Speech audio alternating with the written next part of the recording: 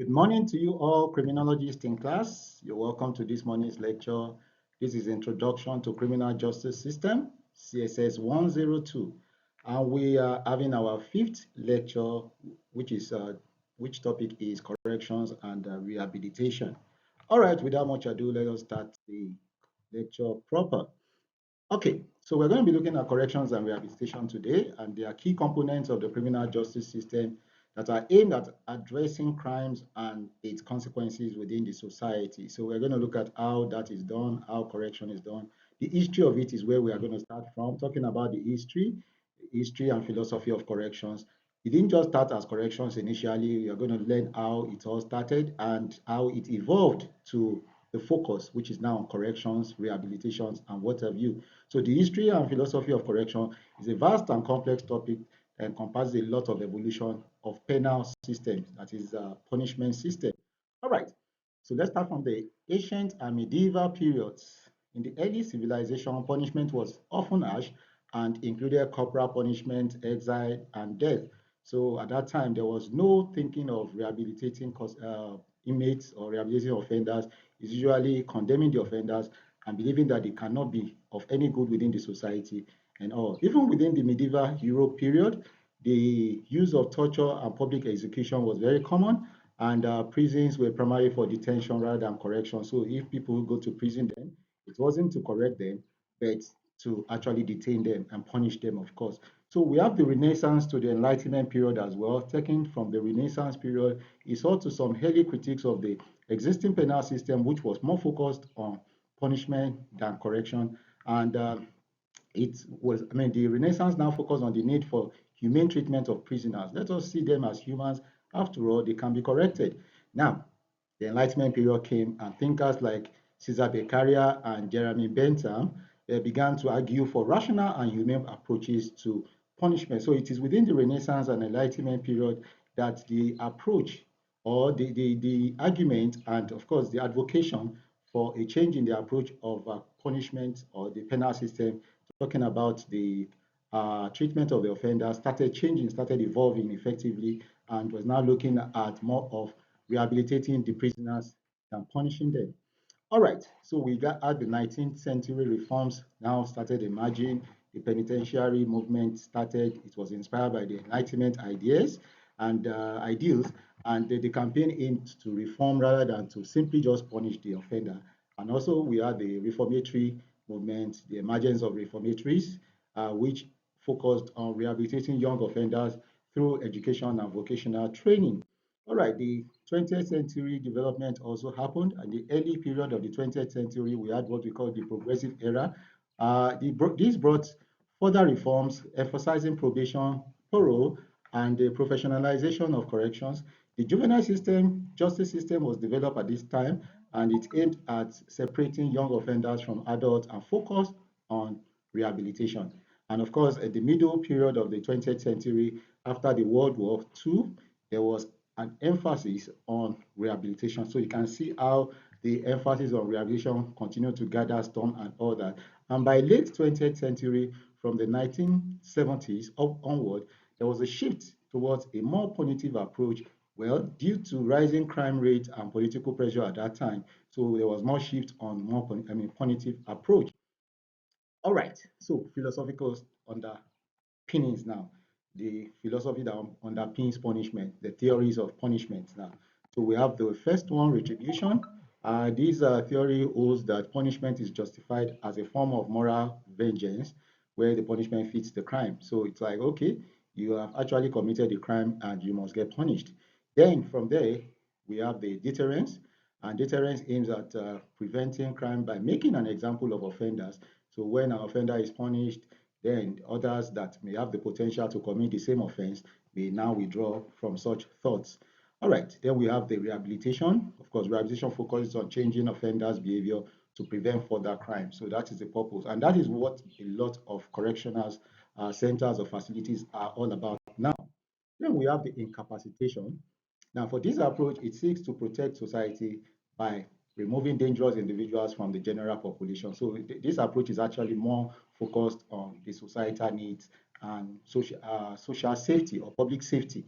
So it's more of, okay, let us remove these people away. So it may not really focus so much on rehabilitation, but its own primary objective is just to remove the people that are considered to be dangerous away from the society.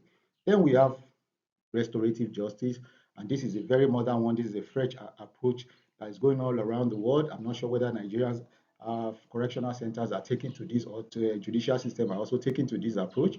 It emphasizes repairing the harm caused by crime through reconciliation between the victim and offender and involving the community in the justice process. So that's why I said I'm not sure to what extent the Nigerian judicial system and the correctional centers are actually attuned to this very approach.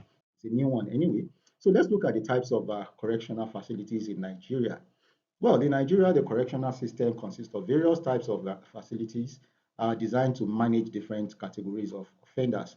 We're going to be looking at those categories, I mean, the facilities that we have. Then, the Nigerian Correctional Service, formerly known as the Nigerian Prison Service, oversees these facilities. So let's look at the first one, the custodial centers. The custodial center, well, they are categorized based on the security level in Nigeria at least, and the nature of the inmates, the house they accommodate.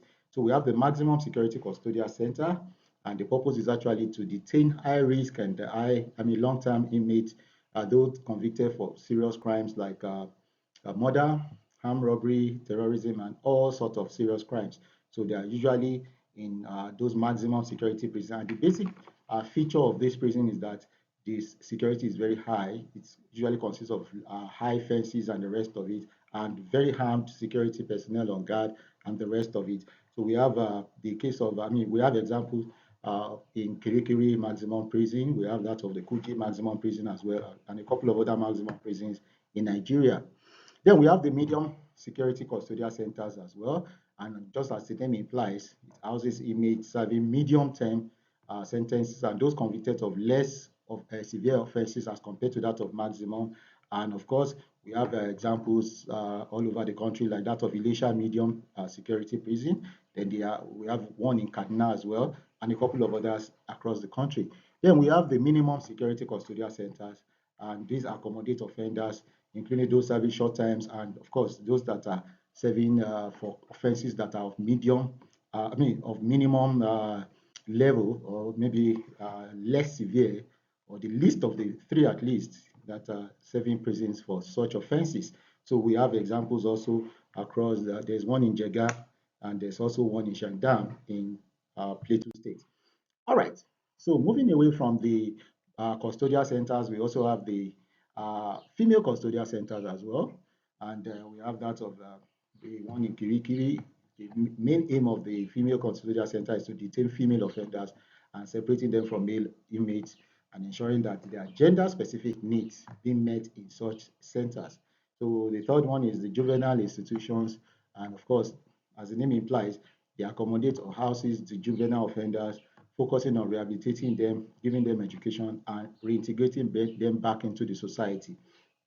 All right, we have examples of this in Lagos. We have one in Abeokuta and a couple of others across the country. Then we have the open custodial centers, and these are centers that facilitate the rehabilitation and reintegration of inmates through different kind of work, especially maybe farm work and the rest of it. And they usually work outdoor anyway, so they engage in outdoor labor and all. So we have examples across the country as well: Kakuri, Elele, Kujama, and the rest of them. All right, let's proceed. So we also have the specialized facilities, and these are facilities that addresses the need of specific group of inmates, such as those requiring medical or psychiatric care. For example, somebody might be convicted at the time the person is undergoing one treatment or the other, the person is going to be in the hospital. Or for a woman that is pregnant and almost delivering of her baby, she's also going into the maternity care and not the prison per se, because the conviction is happening at the time that she needs medical care. And for those that probably have mental illnesses of whatever kind, if they commit any kind of crime and they have been convicted, they also go to psychiatric care that we have across the country, especially the one very close to the custodial center. So they are going to be there and take, probably they are going to be there until when they are able to respond well to treatment and the rest of it. And then they can now serve the rest of their punishment. Okay, we also have remand centers, those that things individuals are waiting trial or sentencing. Okay, but for the remand centers now, because of the lack of facilities here and there, although we have a couple across the country, they are usually remanded in prisons, that is in correctional centers per se, and not a particular center designated for such. Then we have correctional farms and camps, and this actually has the, the purpose of rehabilitating inmates through engaging them in agricultural activities and vocational training. They are all over the place as well. Then we have rehabilitation and reintegration centers. These are centers that tries to reintegrate ex-offenders, not offenders right now, not inmates right now, not those that are still serving times right now, but they are all ex-offenders into the society by providing them with training, counseling, and job placement services. The prison services usually work with NGOs to make this happen, and these have been existing also, and have different centers across the country. All right, community-based corrections in Nigeria. So when we say community-based correction, what do we mean? Okay, they encompasses alternatives to traditional incarceration, which means that they are not going to be incarcerated the normal way we know, that is be in custodial center and being there locked up. But it focuses on rehabilitation and reintegration of offenders into society while allowing them to remain within the community. So that is the purpose of community-based correction, so that they can remain within the community and still serve their punishment in one way or the other, which is, of course, usually focused on rehabilitating them. Now, these measures aim to reduce prison population, address overcrowding, provide more humane and effective ways to handle certain categories of offenders, especially those that have committed minor offenses. Now, the main forms of community-based corrections in Nigeria are probation and parole. So we're going to be looking at those two in detail. Let's start with probation. Probation is a court-ordered period of correctional supervision in the community, generally as an alternative to incarceration. So in this case, the person is actually not going to be taken to prison, but is going to be within the community and still serve his punishment in a way. So during the probation, offenders must comply with certain conditions set by the court, and uh, they are usually supervised by probation officers. All right, who is eligible to actually get a probation? Typically, it is granted to those that are first-time offenders or those who's convicted of minor crimes. Probably you get the case of Funke Akindele and her husband when they contravened the COVID-19 protocol. You know, they were actually sentenced to community service and they were not taken to any uh, prison or correctional center, despite the fact that they were convicted of that crime. So that is a case of probation, and a couple of others that you may have seen around. Supervision of probation by probation officers, and they monitor compliance with the conditions and provide support and guidance to help offenders reintegrate into the society. Administration of probation is usually or typically managed by the Nigerian Correctional Service and the Nigerian Judiciary. All right, let's look at parole. For parole, it is the conditional release of an inmate from prison before the completion of that sentence. So you can see the difference between probation and parole.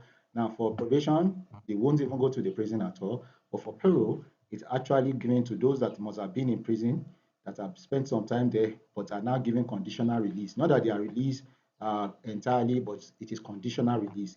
It allows the offender to serve the remainder of the sentence under supervision in the community. So if they have been taken, I mean, if they have been convicted and sentenced to 5 years, they can spend 3 years in jail or prison and the rest of the 2 years within the community. So they are released into the community to spend their 2 years. So it is not as if they have ended their prison term, but they are just in the community to finish it up.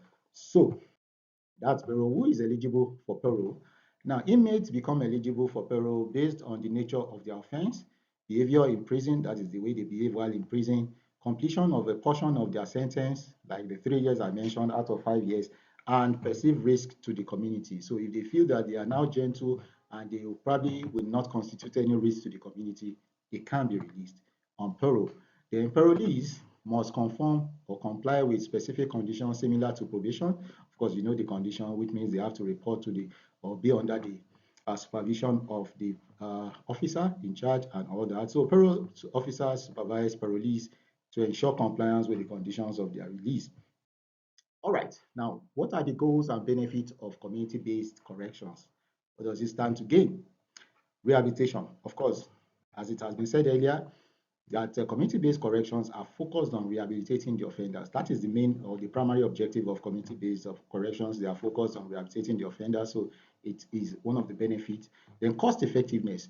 When they are released or they are taken away from jail, it reduces the cost of having to cater for them while they are in jail because they are going to be more useful now. They can even work, get income of their own and all that, while the government or the prison services or correctional services are no longer uh, uh, tied to catering for them, providing things that they will need, and the rest of all those facilities that they will be using. And it also reduces overcrowding because by the time those people are released to the community while still serving their sentences, then more or less people will be in prisons that they will need to cater for, that will be using the space, that will be using the facilities, the resources, and the rest of them.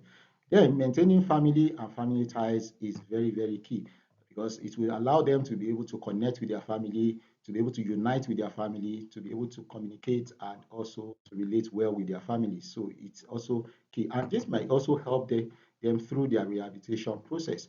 Then public safety as well is actually a very good this because by the time they are released and they have less or no risk at all towards the community, it's also sad because if they spend all their time there and they become hardened and they are released into the community after the expiration of their term, they are going to constitute risks to the society or to the public. Or if they are released in such a manner that they are fully or well integrated into the community, it produces less skill. But what are the challenges? Challenges the resource limitation because we may say that it will be cost effective in the sense that they don't have to give them food in prison and the rest of it, but they still require resources because there will still be some personnel that will be apportioned or allocated to them to guide them, to ensure or supervise them, to ensure that they comply and all that. This may not be readily available by the prison authorities or the correctional authorities. They may not have enough personnel.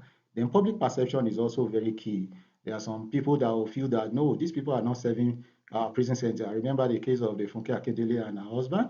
A lot of people were saying, oh, if they've been convicted, why are they just sweeping? Why are they just cleaning the society? Is this the way that they would have actually been convicted if they were poor or if they are just nobodies within the society? So there will always be different perception about this as far as the community-based correction system, as far as the public are concerned. They will probably feel that it is too lenient, they are being too lenient on them and all. Then ensuring compliance is not so very easy, especially remember that we talked about the personnel resource limitation. So if the personnel are not enough, or of course the Nigerian factor, if they are corrupt, then compliance becomes very difficult. Re-entry and reintegration into society. That is the inmate re-entry and reintegration into the society. After people or some offenders have been convicted of crimes and they have been sentenced, after the termination of their sentence period, they are definitely going back to the society. So let us look at how prisoners re-entry and reintegration into the society because they are critical components of the criminal justice system because the criminal justice system's aim is to keep crime away from the society. So if they bring people that are still criminally minded back into the society, then it affects the society adversely. So the aim of helping former inmate transition successful from incarceration back into the community is the purpose of re-entry and reintegration programs. So effective re-entry programs can reduce recidivism. We are going to talk about recidivism later. Promote public safety and support the personal and economic well-being of ex-offenders. Let's look at the challenges these have because we are faced with a lot of challenges as far as this goes. What are the challenges of ex-offenders in Nigeria? Stigma and discrimination. They face a lot of stigma. People call them L1, oh, ex-convicts, and the rest of all those names, and they discriminate against them. There's this prejudice that once an L1, always an L1, which means that once a prison inmate, always a prisoner. So they don't see them as somebody that is totally cleaned of their the offense or the crime they committed and all that. So the discrimination continues, and this may not augur well for their reentry process. Employment is also another major issue. Many ex-offenders lack job skills, work experience, and face reluctance from employers to hire individuals with criminal record because by the time they do background check and they find out that they have actually been to prison, it becomes difficult for them to be hired. Housing is another one. Of course, finding a stable housing can be challenging due to legal restrictions, the discriminations, and of course the financial barriers because they might not have enough funds to be able to pay for a comfortable housing arrangement. All right, education and training is another one. A lot of them lack education and training as well, and this limits the opportunities they have to get gainful employment. All right, mental health and substance abuse are also part of the problems they may have. Some of them may have untreated mental health issues, and they left the prison even with it, and getting into the society becomes very difficult to relate with them. Then family and community ties may have been broken based on the long time they must have spent in prison as well, and this becomes very difficult for them to get back into by the time they leave the prison. So there are also legal barriers as well, legal restrictions such as disenfranchisement and limited access to social services. Also, this can hinder their reintegration. Remember that there is a law that even says that they cannot be employed in public service or into public service. All right, so let's look at the issues in corrections in Nigeria.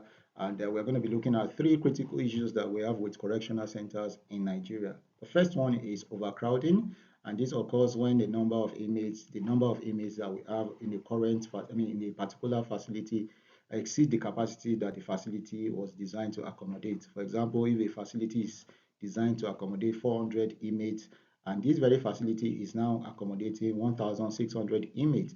That is a case of overcrowding, and the causes of overcrowding is usually when the crime rate becomes higher and more prisoners or more inmates are taken in, when the lengthy and when there is what we call lengthy pretrial detention, that is those awaiting trial are actually there for a long time without their trial being determined whether they are guilty or not guilty, then they are freed. It's also a cause. Then inadequate infrastructure is also a cause, especially when we don't have enough buildings around that can accommodate them. And another one is tough on crime policies, when we have policies that probably criminalizes a lot of acts or practices.